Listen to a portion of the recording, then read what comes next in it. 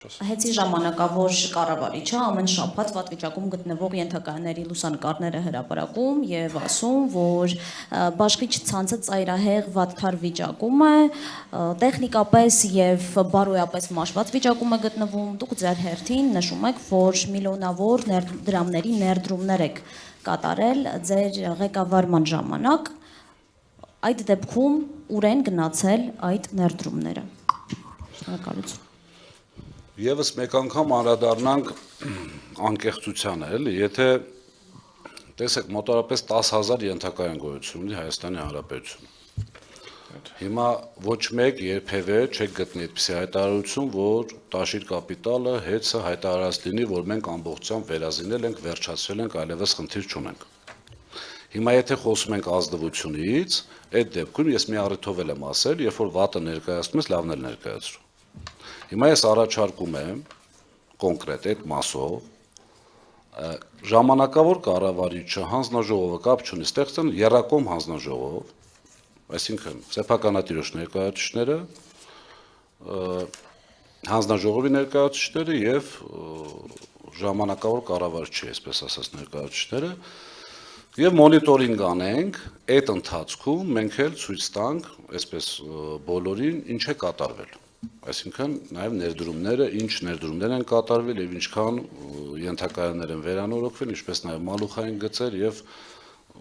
օդային գծեր։ Եվ երկրորդ այդ հանձնաժողովը, որպեսզի կարողանա նաև անջատումների քանակը ֆիքսի։ Իրենք խափում են ուղղակի։ Մենք վիզուալ տեսնում ենք, որ անջատումները, անկեղծ եմ ասում, առանց շահագրգռվածության,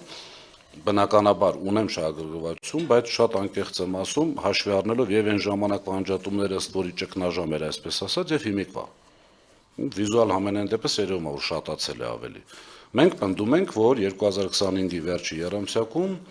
40%-ով շատացել է, քան 24-ի վերջի երամսյակի արդյունքներն էր։ Հիմա այս պարագայում իրենք հանձնաժողովին ինչ են տալիս, չգիտեմ։ Ես առաջարկում եմ նաեւ այդ հանձնաժողովը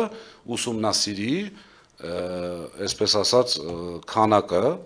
անջատումների եւ դուք կտեսնեք, որ իրենք ուղղակի խափում են, ներկայացնում են իրենց ուզած ինֆորմացիան։ Հավատացած եղեք, մենք նաեւ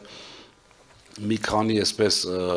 տարբեր եւ էջերով ոչ այսպես շատ կանոնակարգված ներկայացնում ենք, թե ինչ է կատարվել։ Այդ վերանորոգված ենթակայանները, հարյուրավոր կիլոմետրերով գծերը եւ այլն։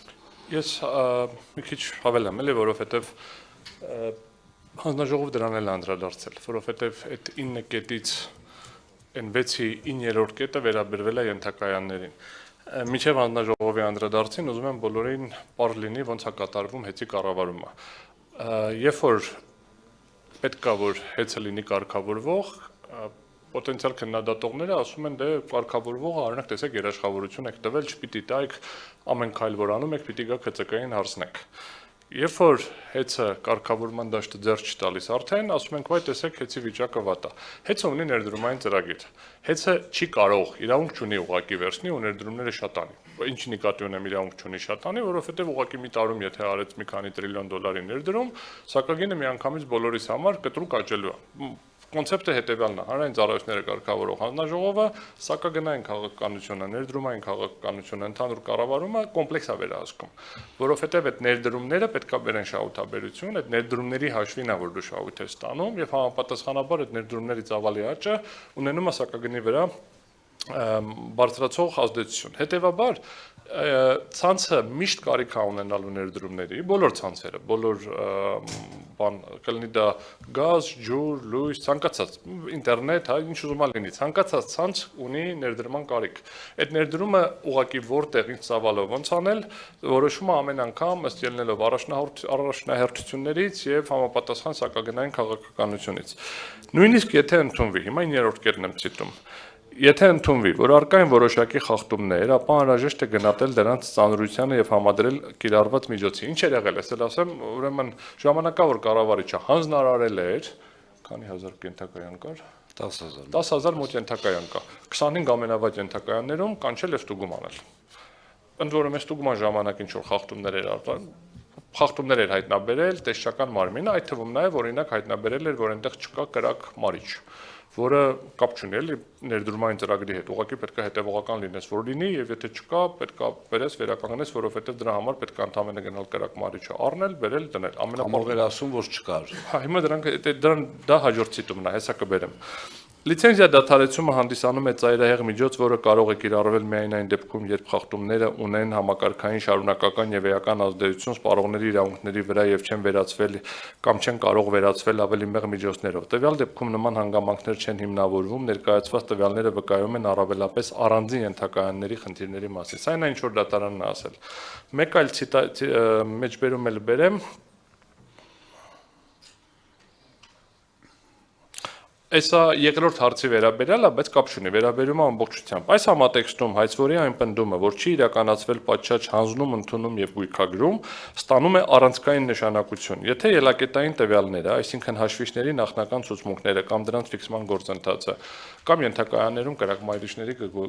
բանը գտնվել է կամ որևէ այլ հանգամանք, պատշաճ չեն արձանագրվել, ապա հետագա ցանկացած համեմատություն կորցնում է իր ապացուցողականությունը, քանի որ անհնար է հաստատել, որ արձանագրված տարբերությունները պայմանավորված են իրական թերգրանցմամբ կամ հավելագրմամբ։ Եվ ամենավերջին կետորը ցանկացած խնդիր բարձրացնելուց հետո պետքա պարզ լինի, լավ, այսքան ժամանակա կառավարիչ փոխվել է, ֆիզիկապես տնօրենի գործառույթ իրականացնում է այլ անձ։ Այդ ենթակայաններում խնդիրները արձանագրելուց բացի որևէ բան արվել են, թե ընդհանրապես արձանագրել են, որ կա ինչ-որ մի ենթակայան, որը կարող էր ավելի լավ վիճակում գտնվել։ Հետևաբար հիմնական չափանիշը, վերադառնալով ձեր կոնկրետ հարցին, էլի որտեղ են այդ ներդրումները, որով կարող են գնահատել արդյոք ներդրումները եղել են թե չէ, դա ընկերության սեփական կապիտալի կամ կապիտալ միջոցների աճն է։ Ըստ էության, այս պահին ընկերության սեփական կապիտալը 500 միլիոն դոլարը գերազանցում է, մոտավորապես այն օրը հաշվեցինք 500 միլիարդ դրամ է։ Դա դրամ է, այսինքն ակնհայտորեն միլիարդ դոլարը գերազանցում է, ճիշտ։ Նայեք, երբ որ ներդրում ենք անում ընկերությունում, մենք այդ ներդրումը ինչ որ մի ձև արտահայտվում է։ Մի քիչ շատ տեխնիկական եմ գնալու հաշվապահական, բայց երբ որ շենք եմ սարքում, այդ շենքը չենք ծախսագրում, ինքը համարվում է հիմնական միջոց, նստում է մեր բալանսում եւ ամորտիզացվում է տարիների ընթացքում, sense պարզ ասենք մի քիչ տենց շատ հաշվապահական տերմինոլոգիայով ֆինանսական գնացինք։ Այդ ներդրումները հստակ երևում են ներդրումային ծրագրերի մոնիտորինգով, դրա արդյունքների ընդունմամբ, դրա հանձնում ընդունումներով, քաղաքաշինական փաստաթղթերով եւ ընկերության սեփական կապիտալի աճով, հիմնական միջոցների ծավալի աճով։ Երեք ակտին հերթական քննարկումն ենք անում բողոքարկման հետ կապված հարցերով եւ նորից նայեցինք թվերը 500 միլիարդ դրամը գերազանցում է սեփական միջոցներ, այսինքն դա աճել է։ Ընկերությունը վնասով աշխատող ընկերություն էր 10 տարի առաջ